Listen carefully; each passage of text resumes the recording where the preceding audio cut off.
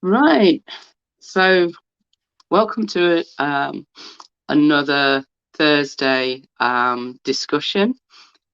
And welcome. Every week we have new members. So, just so you know, I'm Yoni Ejo, and I'm an adopted adult. I was placed transracially, and I'm a social worker of 30 years standing, and also an adopter. And I have the great pleasure in introducing Simon Benn, who is going to talk about identity. So I'll let you introduce yourself, Simon. Hi, Yoni. Thank you for having me on the show. Delighted to be here. So, yeah, I'm Simon Benn. I'm from up north, kind of near York. Live in a little village called Huntingdon near York, 10 miles or so. I'm 54. I was adopted at 5 weeks old, and we had a good adoption. My mum and dad adopted a little girl a couple of years after. A couple of years after I was born. So she's my little sister. She's not biologically related to me, but also we grew up in the same house. And I had the usual kind of non-adoption issues growing up. A lot of bullying at school that upset me quite a lot. And then when I got into adulthood, but no adoption related issues at all until I hit 40. I'd had some struggles with business. So my kind of I ran the family business, and it was a financial roller coaster, and that became an emotional roller coaster. And a lot of my it dented my self-esteem, so my mood was kind of determined by what was going on at work. And success was pretty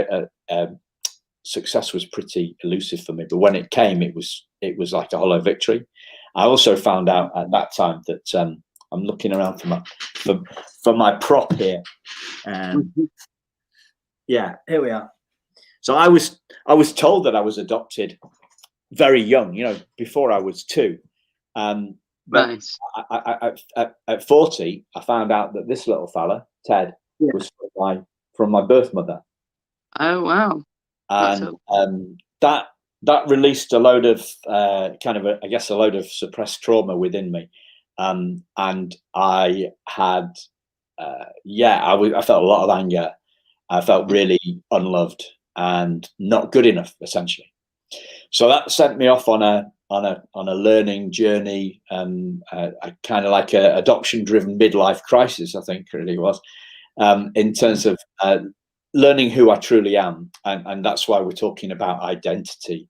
We're going to maybe talk about identity today, but before we get into that, I just wanted to ask if there are any specific questions that your members might like to ask, given that I'm here as an adopted guy, a guy who coaches adoptees and coaches adoptive parents, helping them understand, helping them help their kids, really, empowering their kids to thrive. So if there's any questions, I'd be delighted to answer those. And if not, then we can just move on to the idea that I had in terms of talking about that identity. So if there's any questions out there, anybody who wants to enter them into the chat or anything like that. Okay. One thing that I was going to ask, I suppose, is that I think, well, it's maybe more of a comment, but that adopters sometimes can feel like adoptees' search for identity is also in some way a rejection of their adoption. And I'd be interested in your thoughts about that, because I don't think the two are related. Well, it wasn't for me personally. It was nothing to do with me. It was nothing to do with my birth. Nothing to do with my adoptive parents. I didn't bear them any malice for not telling me about the teddy bear. I guess my anger was more at that stage was was directed outwards to my birth mother, but mainly inwards in terms of me questioning, you know, what was wrong with me. So I'd felt not good enough for a long time. And I'd felt not good enough, as in not good enough at rugby, you know, not good enough at school, not good enough at DIY, not good enough at business. I've never really felt not good enough, as in that was the reason that I was adopted. But the stuff that I went through with the teddy bear made me think that that was the cause of it. But it wasn't. It wasn't anything. The identity thing, the search for meaning, was nothing to do with my adoptive parents. It was all to do with my own journey, really, I guess.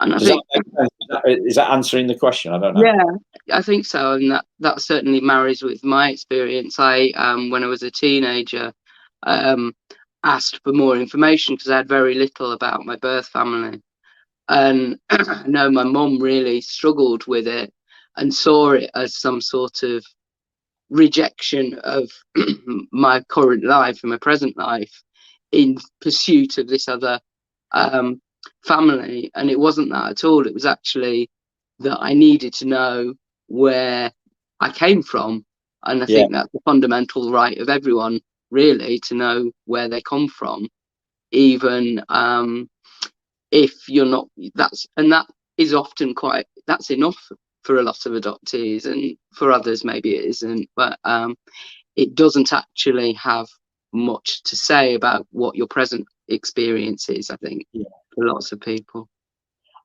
I was looking for happiness. That's what I was looking for. Business success hadn't made me happy, and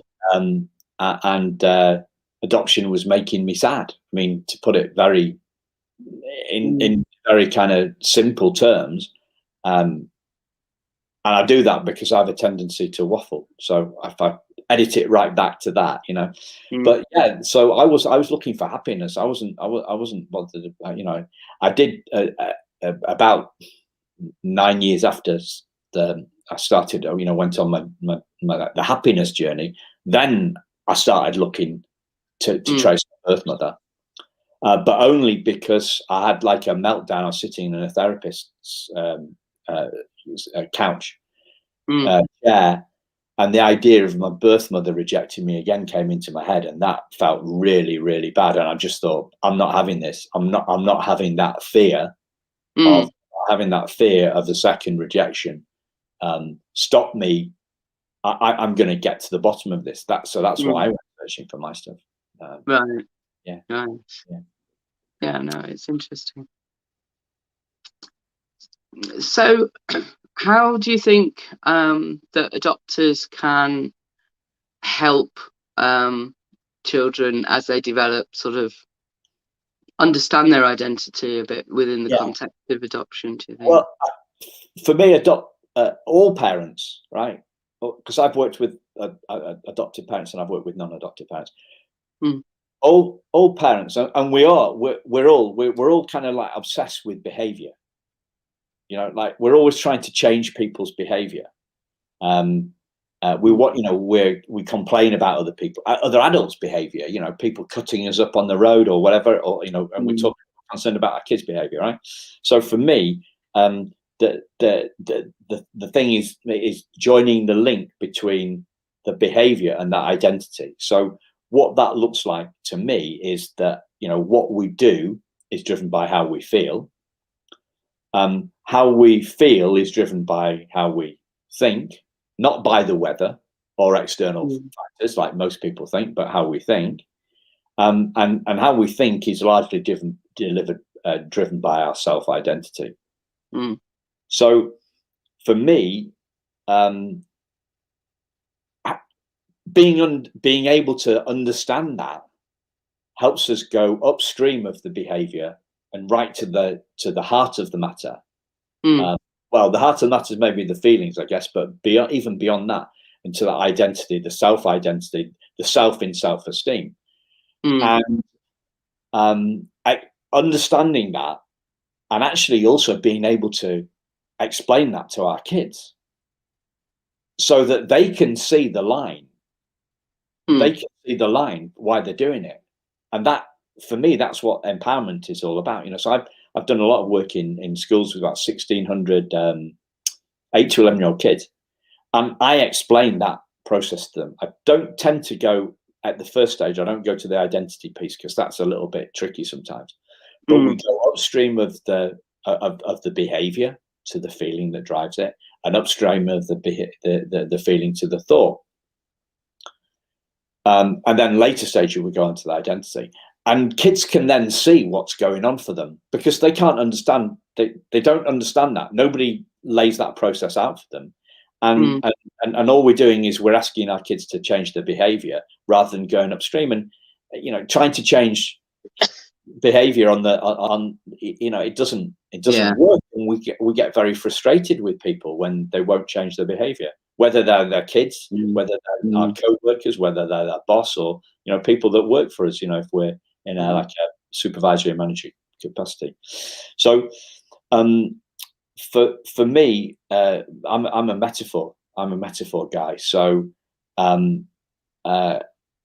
where I was and I wouldn't use the word, I wouldn't use the word SH1T with kids. I'd use something like a cow pat or manure, but we're amongst adults here. So I felt like SH1T. I had a lot of SH1TTY feelings in my heart, and they were coming from the SH1TTY thoughts in my head, and that's who I thought I was. So if we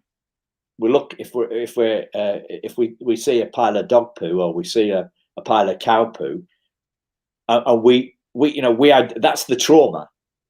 The trauma is the shitty feelings and the shitty thoughts. But underneath that trauma is the truth of who we are, because we're not our thoughts. We're not our feeling. We're not, shit happened to me. Shit happened to you. Shit has happened to these kids. They've lost their birth parents, and that is shit. But that's something that happens to us. It's not who we are. And this world of adoption is focused a lot on the shit, a lot on the trauma, rather than what's underneath that truth of who we are. So my metaphor for this is that isn't actually a diamond, a piece of glass. I wish. But that diamond is obscured, is hidden, is covered in the shit. But it only covers the shit. It doesn't change the shit. The diamond's there, and by the diamond, I mean the truth of who we are, our nature, our spirit, what some people might call the God within. So there's a guy called Teilhard de Chardin, I can't remember his name, a French philosopher. He says we're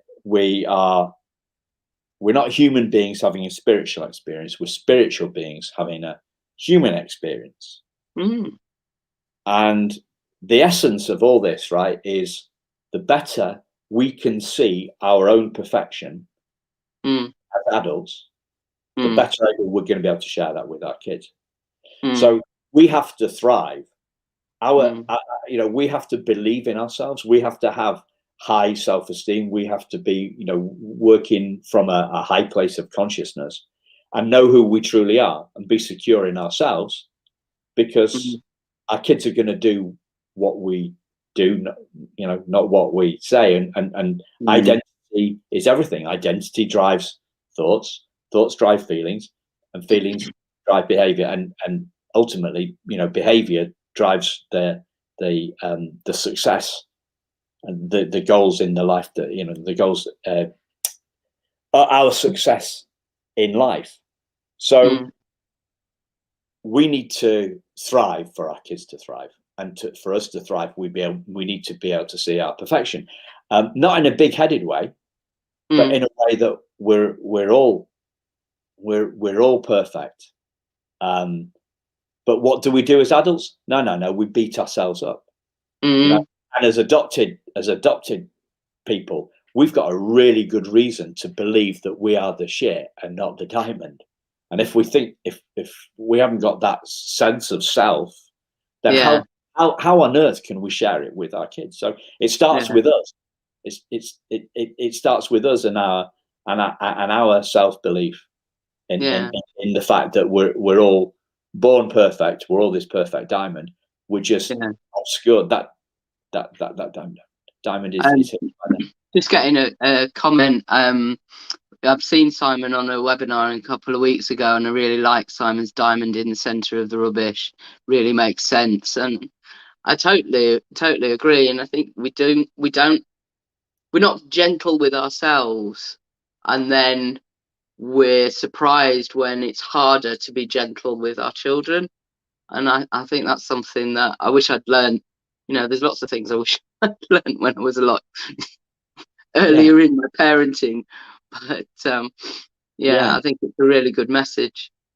And how about being gentle about that? Absolutely. I was having a meltdown this morning thinking about some stuff, and I had a huge new thought, which was being, what if it was okay to not regret stuff? What if everything had been happen? What, people say, oh yeah, well, it's all happened for a reason. Well, yeah, that's an intellectual understanding. Okay, that's an intellectual understanding. What, that sounds like a nice thing to do. No, but when you get that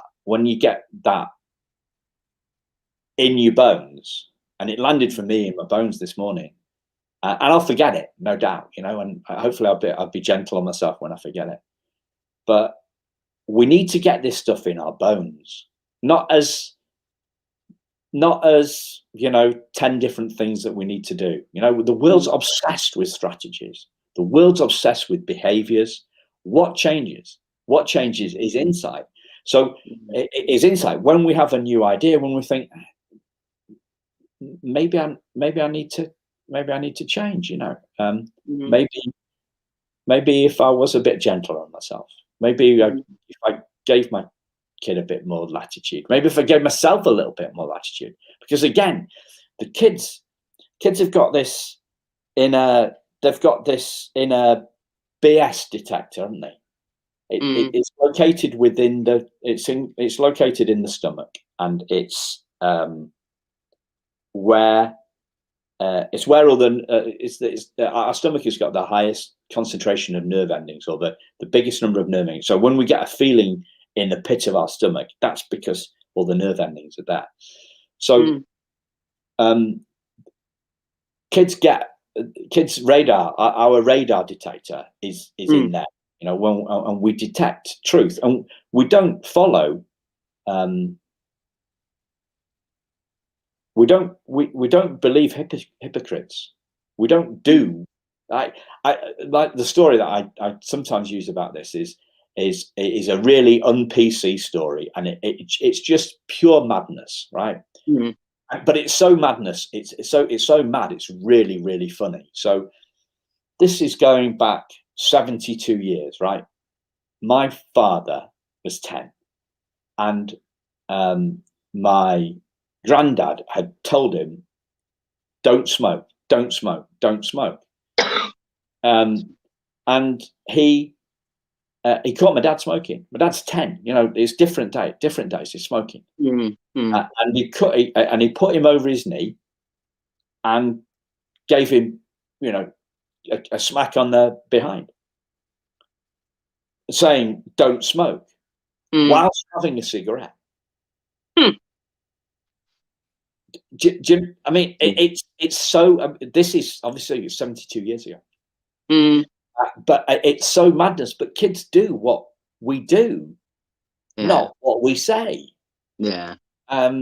So just being gentle on ourselves and seeing the perfection.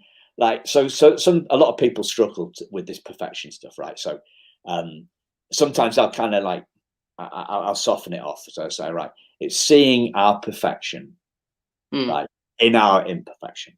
So loving ourselves, warts and all, right? If that makes it slightly easier, right? Because we're not really good. Who's this guy blowing his own trumpet? Well, I'm not blowing my own trumpet. I see everybody is perfect. Everybody. Yeah. Everybody. Even Donald Trump. Do you know what I mean? I really dislike the guy. I'm really glad that Biden's in. He's a complete nutter. He is, but would he choose? This is the crucial thing, right? Would he choose to do what he does? Clearly not. He wouldn't. He wouldn't choose it. All the he's got some really going back to the model, right? He's behaving. He was behaving in a really strange way. That behavior was being driven by some really strange feelings, and those feelings were driven by some really strange thoughts, and those thoughts were driven by a really strange idea of who he was. Complete nothing. I hate the guy, but I see he's perfect because everybody's perfect. He's doing the best that he can, given the level of thinking that is going on for him. So, but yeah, we struggle. But if we can't see the perfection in ourselves, how on earth are we going to be able to see the perfection in our, help our kids see the perfection in them? And they've been through the mill. I mean, I had it easy. I mean, I separated, relinquishment whenever in a short-term foster home until I was 5 weeks old, and then picked up. My birth mother gave me away twice. She took me to the hospital, from the hospital to the foster, and then foster family. Then she picked me up from the foster family. She took me to the adoption place. She gave me away twice. But I had it easy. I didn't go through the abuse and the suffering that kids have been through.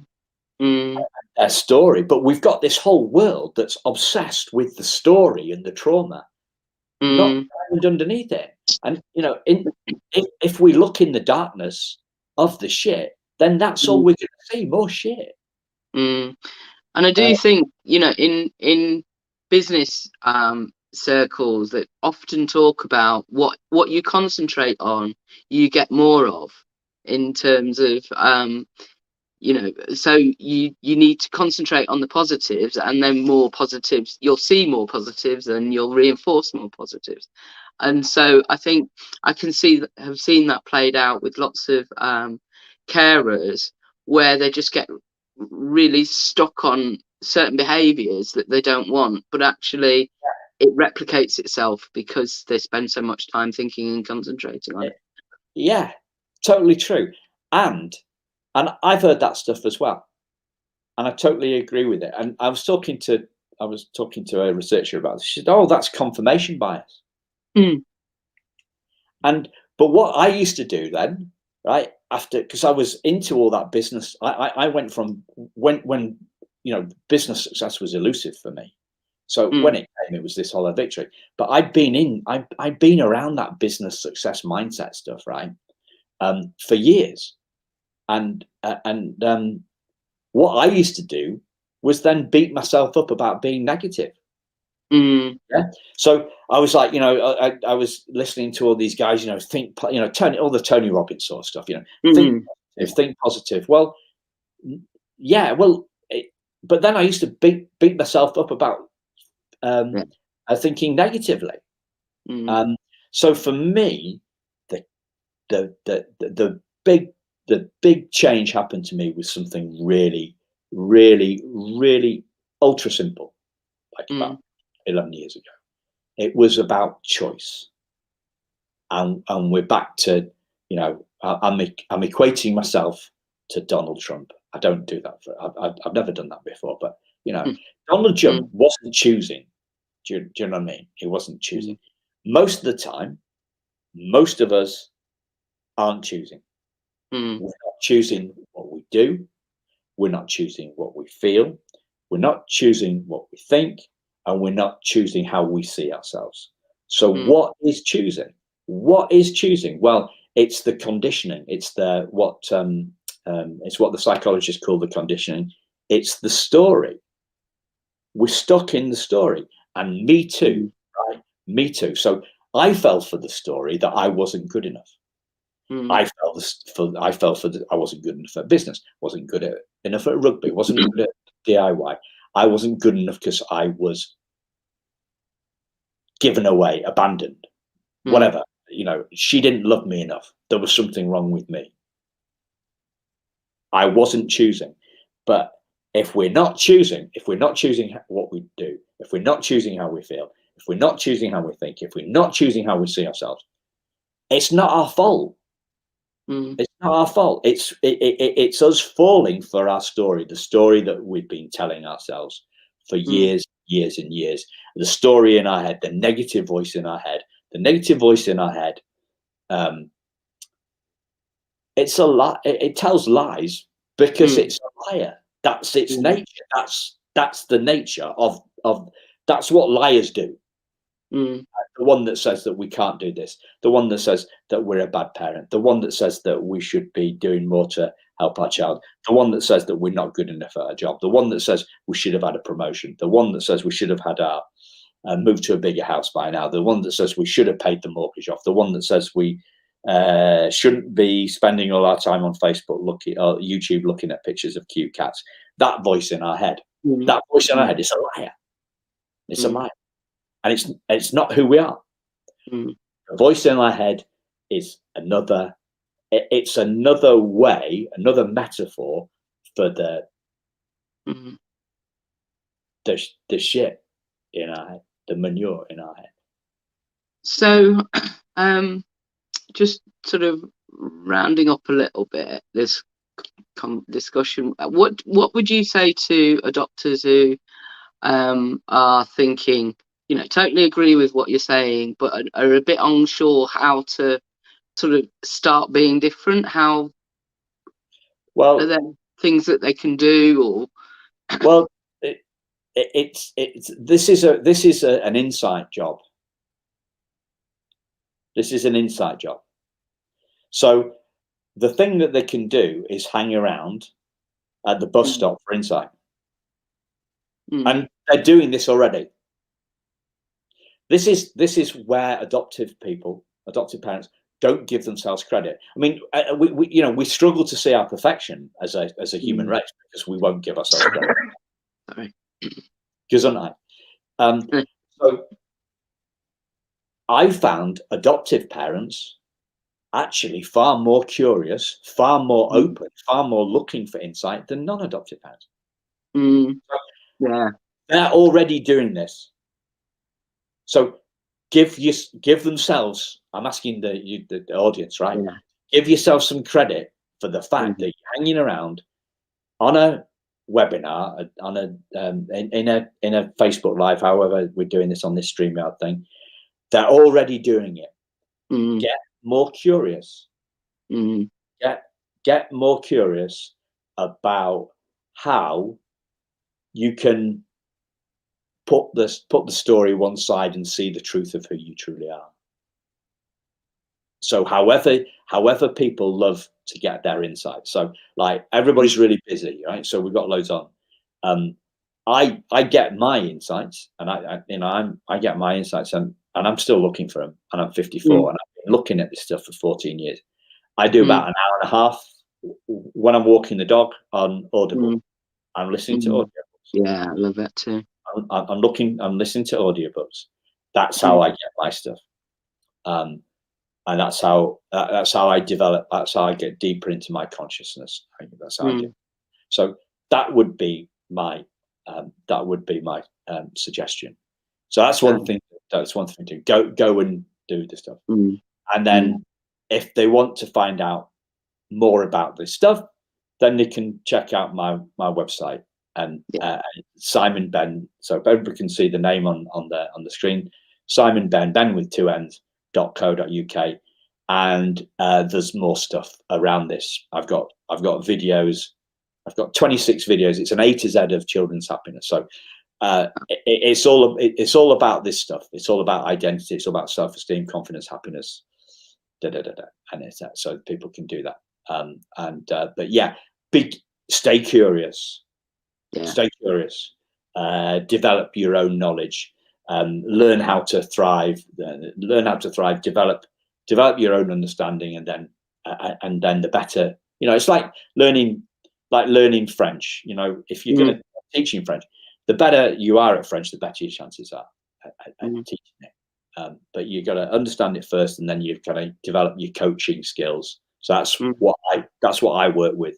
I work with processes and coaching skills, and develop parents' coaching skills so that they can translate their information, the understanding they've got, into questions and how they can work that through with their kids. Brilliant. It's been a really fascinating conversation, Simon. I really appreciate it. Yeah. I know people are going to get a lot out of it. So thank you. If you want to find out more, Simon Benn, benn.co.uk. Yeah. And see some of those videos. Yeah. So can I just share one more thing, right? Can. Keep it totally real. Okay. At 7:30, I was watching telly. I was coming on this call, right? At 7:30, I was saying, right, I'm going to talk with Yoni in a group about identity. And I had a complete meltdown about how I was going to share it with you. And I just caught myself, and I thought, you're not. Now that's suspicion. And hopefully I've done a good job, and I've talked about exactly what I was going to talk about, and I know my subject inside out. I've shared this stuff before in slightly different ways, slightly different examples, slightly different metaphors, but I was gentle in myself in that meltdown. I had that meltdown. I was suspicious of the voice in my head that was warning about my meltdown. So this is not everybody in the internet world is once and forever, guys. They're talking about once and forever. Once you know this, then that will change your life. Well, a lot of the insights I have might change my life, but that doesn't mean that the old voice in my head doesn't come knocking, doesn't come shouting in my ear. So I wanted to share that to keep it real, because there's a lot of people out there talking absolute rubbish to promise change. I'm a big believer in change, and I believe insight drives change. But that negative voice, you can't get rid of it. You can't get rid of it. All you can do is learn to ignore it more of the time, listen to it less, and fall for it less. Fall for it less. And the deeper you can see, the perfection of who you truly are, and the deeper that you can see that you're not your story, your child isn't their story either, that we're all that diamond, despite all the shit that we've been through and all the shit in our head. Because the voice in the head just talks a load of shit. Yeah. It's not who I am, and I know that. Absolutely. And it's very easy to see people who are successful in all different fields of industries and art and science and creativity, and think they're not suffering all of those insecurities that we are, and they are. And you only have to sort of listen to famous people who think, like Adele, who gets physically sick every time she goes on stage, but then she gets through that and does it, and that's what we need to remember. So look at Philip Green. I heard a story about one of my coaches. He said he'd figured that once he got to $5 million, he'd be happy. He was coaching a guy one day, and this guy had told him that he was worth $600 million. Right, that was his net worth. This guy, and he said, every morning I wake up fearing that today is going to be the day when I lose it all.